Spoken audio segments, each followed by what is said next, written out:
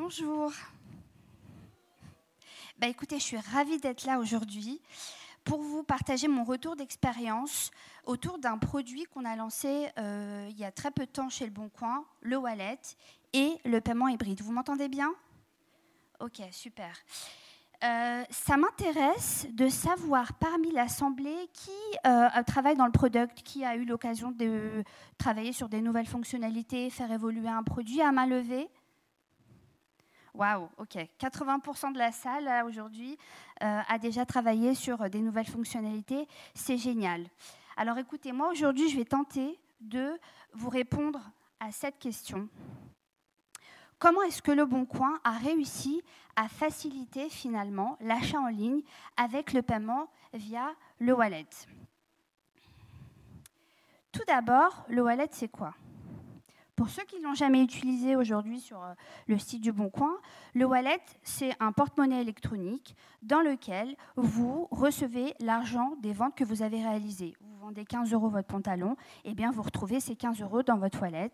Et ensuite, vous avez la possibilité soit de racheter un article, soit de faire un virement bancaire directement pour récupérer votre argent. Et le paiement hybride, finalement, qu'est-ce que c'est? C'est la suite logique, en fait. C'est de pouvoir payer avec deux moyens de paiement. Par exemple, vous voulez acheter cette paire de chaussures, ici, qui clignote à 20 €. Vous avez 10 € sur votre wallet. Et ben, vous avez la possibilité de compléter votre paiement avec un autre moyen de paiement. En l'occurrence, ici, c'est la carte bleue.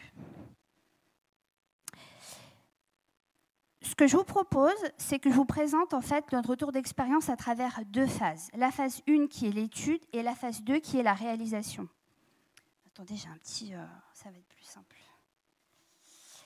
Alors, ces deux phases-là sont hyper importantes. L'étude, c'est vraiment toute la partie en amont qui est réalisée avant la réalisation. Donc, c'est votre discover finalement. Et après, il y a la réalisation, c'est là où on met vraiment les mains dedans et on commence à produire, à coder. Alors avant tout, je vais d'abord me présenter. Moi, c'est Ouda. Je suis la Lead Product Manager sur le paiement chez Le Bon Coin depuis 3 ans. Et moi, je suis une férue de l'optimisation des parcours d'achat, de la rétention, de la fidélisation, de l'acquisition et des performances. Le paiement chez Le Bon Coin aujourd'hui, c'est un crew. C'est un crew composé de PO, de M, de back, de front et de QA. Il y a 4 équipes et il y a un pôle d'expertise autour de la fraude et de la monétique. Aujourd'hui, pour que vous l'ayez en tête, on est plus de 600 personnes à travailler autour du produit et de la tech chez Le Bon Coin. Sans plus attendre, je vous propose qu'on démarre avec la phase 1, l'étude. Alors déjà, Le Bon Coin, notre raison d'être. Notre raison d'être, c'est de donner à chacun le pouvoir de mieux vivre au quotidien. Concrètement, ça se traduit comment? Ça se traduit par une marketplace qui met en relation un acheteur et un vendeur pour vendre leur article de seconde main. Aujourd'hui, on est la première marketplace française et pour vous donner un ordre d'idée, on a un tiers de la population française, l'équivalent d'un tiers, qui vient chaque jour sur notre site Le Bon Coin. Et évidemment, on a eu une accélération du transactionnel. Pareil pour que vous l'ayez, il y a 4 ans, vous ne pouviez pas payer sur Le Bon Coin. Vous vous retrouviez sur une place de parking, vous vous donniez votre article de main à la main et vous vous donniez l'argent de main à la main. Depuis 4 ans, on a fait un virage transactionnel et aujourd'hui, on est parmi le top 10 des e-commerçants français. À certaines périodes de l'année, eh bien, on est dans le top 3. C'est pour vous donner un peu l'accélération qu'on a fait sur le transactionnel et sur le paiement. Finalement, comment on se dit qu'on va aller sur un projet tel que le wallet? Comment est-ce qu'on décide de se lancer sur une fonctionnalité comme ça, un produit qui va finalement faire changer les habitudes, les usages de nos utilisateurs? Fin 2021, on a des utilisateurs qui sont de plus en plus exigeants, qui demandent des nouveaux moyens de paiement, qui veulent des parcours les plus simples et les plus fluides possibles. Et il y a un plébiscite du wallet, qui est en fait un produit, un standard du marché. Ensuite, on est sur un marché concurrentiel. Le Bon Coin, ce n'est pas la seule marketplace en France, hein. On a des concurrents sur l'ensemble de nos marchés. Aujourd'hui, Le Bon Coin, c'est de la location de vacances, c'est de l'emploi, c'est des biens de consommation, c'est des véhicules d'occasion, c'est de l'immobilier. Et en fait, sur l'ensemble de nos marchés, on a des concurrents, ils sont agressifs et ils proposent toujours la meilleure expérience à nos utilisateurs. Et puis, on a le business. En fait, on a des enjeux de fidéliser nos utilisateurs et aussi des enjeux de rentabilité. Il faut savoir que le wallet, c'est parmi l'un des moyens de paiement les plus compétitifs aujourd'hui sur le marché par rapport à de l'ACB ou par rapport à du paiement en 3-4 fois. Une fois qu'on a ces composants-là, on se dit « Ok, go, on y va ». On démarre d'une page blanche, on se dit « On va y aller » et l'histoire, elle démarre. L'histoire, elle démarre avec des challenges, évidemment. Parce que sur des projets de telle envergure qui ont un impact aussi fort, forcément, il y a des challenges. Le premier, c'est nos utilisateurs. Je vous l'ai dit, c'est plébiscité par les utilisateurs. Mais on le sait, dès lors qu'on touche au paiement, dès lors qu'on touche à l'argent des utilisateurs, bah c'est plus sensible. Donc, comment est-ce que les utilisateurs vont recevoir la proposition de valeur qu'on leur met à disposition? Quel accueil on va avoir? Comment ils vont l'adopter? Ça, c'est le premier challenge. Deuxième challenge, notre stack technique. En fait, comment est-ce qu'on implémente un produit comme le wallet sur notre stack technique sans que ça prenne 3 ans, évidemment, on est d'accord. Et là, là, on rentre dans des exercices d'équilibriste où il faut voir qu'est-ce qui nécessite une refonte tout de suite maintenant pour implémenter le wallet et le paiement hybride et qu'est-ce qui peut arriver après. Durant la phase d'étude, il y a 5 étapes. 5 étapes qui sont importantes pour construire votre vision. En fait, votre vision, vous l'avez et vous allez la construire, elle va maturer durant ces 5 étapes. La première étape, benchmark et veille. Hyper important d'aller voir ce que font les autres. Pas seulement vos concurrents, mais aussi les autres e-commerçants, parce qu'il y a toujours des super trucs à aller récupérer. Au niveau du UX Research, on a des super équipes qui nous accompagnent là-dessus. Et là, on vient confronter nos idées au terrain. On va à la rencontre de nos utilisateurs. On fait des tests. On fait des tests quali, on fait des tests quanti. On a la chance de pouvoir adresser des questionnaires auprès de panels de consommateurs et on peut récupérer du feedback. Et puis, cette étape-là, elle est géniale parce que c'est aussi l'occasion de pouvoir impliquer vos équipes techniques lors d'interviews qu'on fait auprès des utilisateurs. C'est le meilleur moyen pour qu'ils comprennent l'impact de ce qu'ils réalisent. Après, vous avez les stakeholders. Un projet comme le wallet, ça change évidemment les usages de nos utilisateurs, mais en interne aussi, ça change. Donc, il faut communiquer auprès des stakeholders. Dès lors qu'on touche au paiement, il y a le legal qui rentre en jeu. Il y a la finance qui rentre en jeu. Il y a évidemment notre service client qui rentre en jeu. C'est eux qui sont en première ligne, hein. Donc, l'objectif, c'est vraiment de les informer, mais aussi de récupérer les inputs qu'ils ont à nous partager. Après, autre étape, la data. La data, sans data, on ne peut pas piloter, on ne peut pas prendre des décisions. Donc, dans la phase d'étude, on définit les KPI, on prépare nos dashboards, c'est votre outil de pilotage. Et après, la technique. La technique, comment est-ce qu'on découpe? Quelles sont les estimations? C'est quoi le plan? C'est quoi notre MVP? Finalement, comme je vous l'ai dit, grâce à ces différentes étapes, c'est là où votre vision elle va mûrir et vous allez pouvoir poser votre vision. Une fois qu'on a réalisé cette phase, la phase d'étude, la phase préparatoire, on passe à la réalisation. Là, on rentre dans le dur. Spoiler alerte, les gars, le plan parfait n'existe pas. Vous aurez beau travailler votre plan en phase 1, il y aura forcément des choses que vous n'aurez pas anticipées. D'ailleurs, nous, on pensait qu'on allait prendre cette voiture et qu'on allait arriver tout droit vers la petite maison wallet, mais en fait, pas du tout. On s'est pris des stops, on s'est pris des sens interdits, on s'est pris des chantiers. Pour vous donner un exemple, en fait, on a clairement sous-estimé la refonte technique. Voilà. Par contre, ce qui nous a aidés et ce qui nous permet d'avancer, et c'est un travail sur lequel on travaille à chaque fois qu'on lance une nouvelle fonctionnalité, c'est le découpage. Le découpage, c'est quoi? Qu'est-ce que j'entends par découpage? Finalement, découper, ça permet de livrer de la valeur à chaque itération. Ça permet de dérisquer le plus tôt possible et ça permet de récupérer du feedback. Concrètement, imaginons que vous êtes en train de refaire votre salle de bain. Eh bien, l'idée, c'est quoi? C'est que vous preniez votre lavabo, vous l'installez, vous mettez votre robinet et là, vous regardez si vous avez de l'eau chaude et de l'eau froide. Ça marche. Super. Vous mettez votre petit miroir, vous vérifiez qu'il est à la bonne hauteur. Ce serait dommage qu'il soit beaucoup trop haut ou beaucoup trop bas. Vous mettez votre ampoule, vous installez vos luminaires, vous appuyez tout simplement sur le bouton et vous vérifiez que la lumière s'allume. C'est ça, en fait, dérisquer. C'est ça, récupérer du feedback. Là, ici, je vous donne un exemple du type d'itération que nous, on a fait dans le cadre du projet Wallet et du paiement hybride. On a démarré très simplement en créant la page du Wallet sur le site et permettre à nos utilisateurs de pouvoir voir le montant qui est disponible. Ensuite, deuxième itération, deuxième incrément, deuxième valeur qu'on vient apporter, et on leur permet de pouvoir faire un virement vers leur compte bancaire, de pouvoir récupérer leur argent. Ensuite, on vient optimiser avec la partie sécurité. Parce qu'on le sait, dès lors qu'il y a de l'argent sur des comptes, tout de suite, ça attise la convoitise et tout de suite, tu augmentes ta vulnérabilité. Donc cet aspect sécurité a été important qu'on l'introduise très tôt dans nos itérations. Après, on est venu amener évidemment le paiement avec le wallet. Et là, pour finir, c'est tout frais.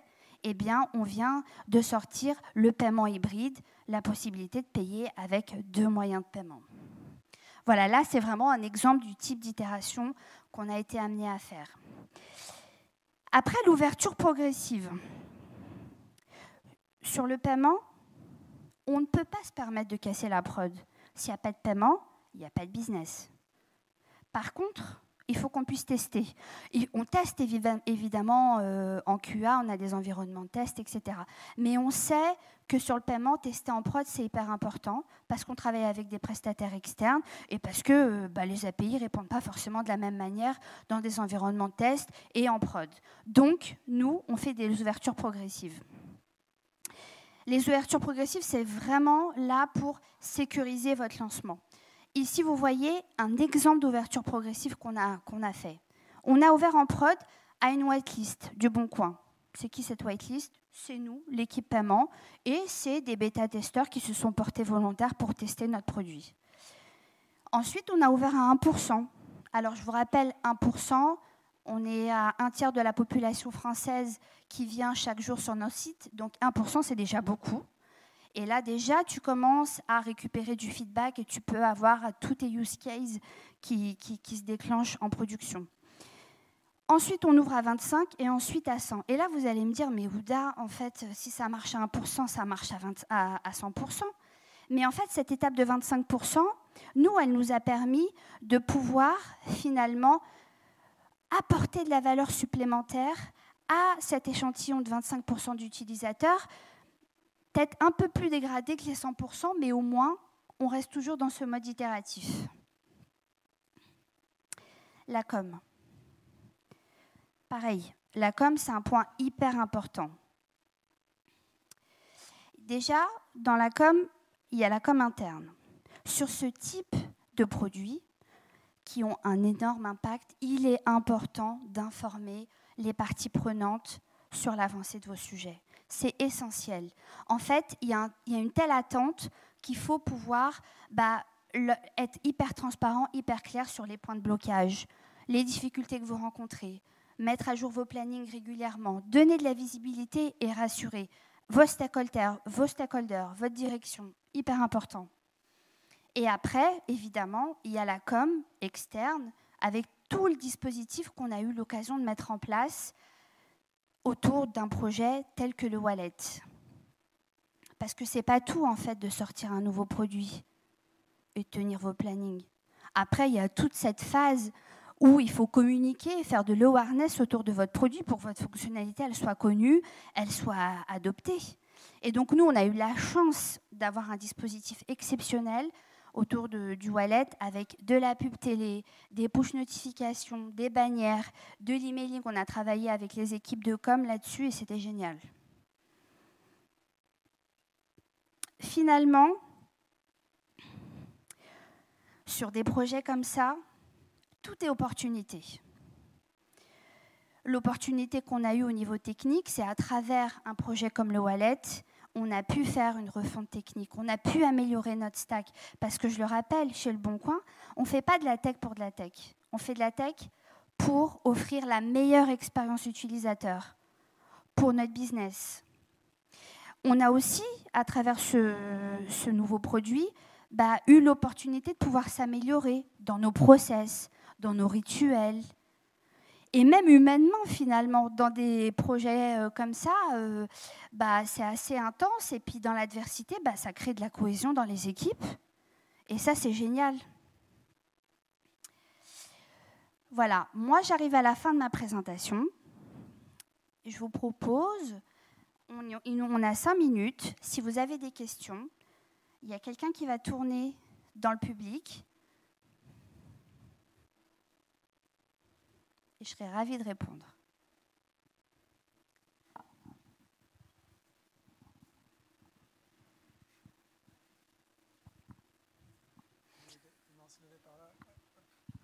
Alors vous allez me détester, mais on va limiter à 3 questions, juste pour que voilà, ça avance. Et vous pourrez bien sûr retrouver à l'apéro après pour poser vos questions.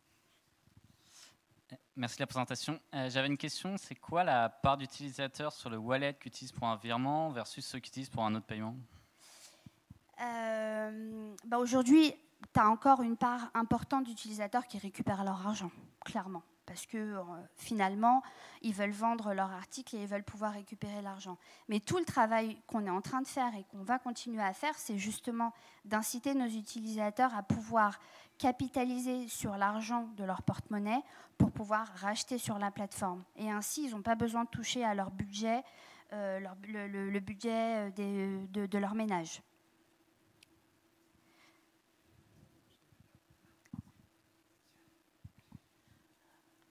Ma question va se découper en deux. Vous utilisez un PSP externe ou c'est du in-house ? On utilise un PSP externe, oui. Externe ? Ok, ouais. D'accord.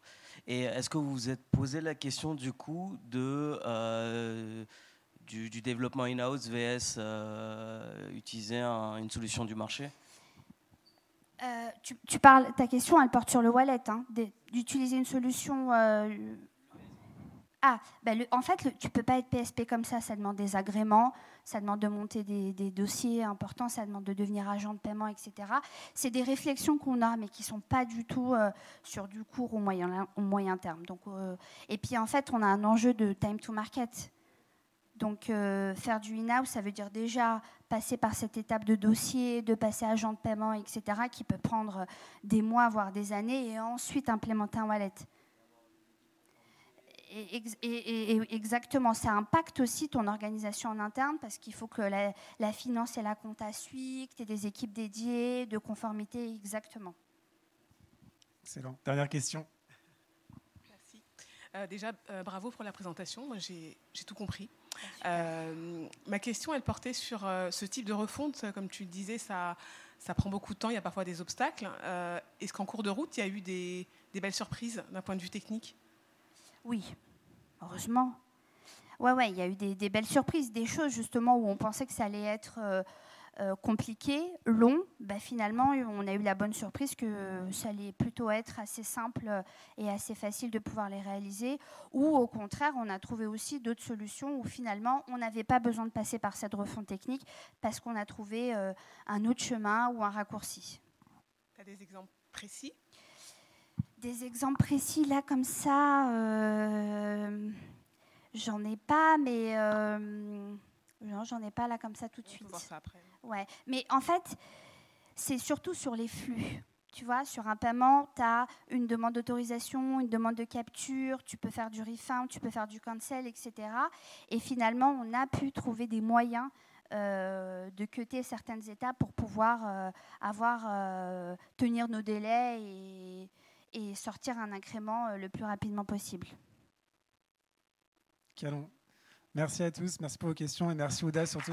Merci à vous. Du coup, on va laisser le floor à Benjamin. Tu avais un dernier message ? Attends, il y a encore un dernier message, pardon. Excusez-moi, je fais vite. En fait, c'est important maintenant, on l'a lancé le wallet. Du coup, ça donne quoi ?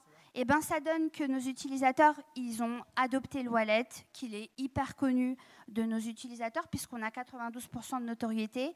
On a réussi à diminuer les contacts au service client, parce qu'en apportant un parcours beaucoup plus clair, beaucoup plus transparent, avec le bon niveau d'information, bah forcément, les utilisateurs, ils contactent moins nos services clients.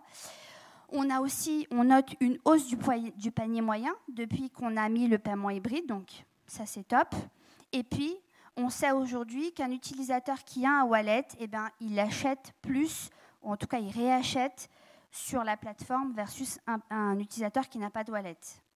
Ici, je vous partage quelques verbatims depuis le lancement. Ce qui est incroyable dans tout ça, c'est qu'on a des utilisateurs qui sont PO. Ils nous proposent des nouvelles fonctionnalités, ils nous demandent des évolutions, etc.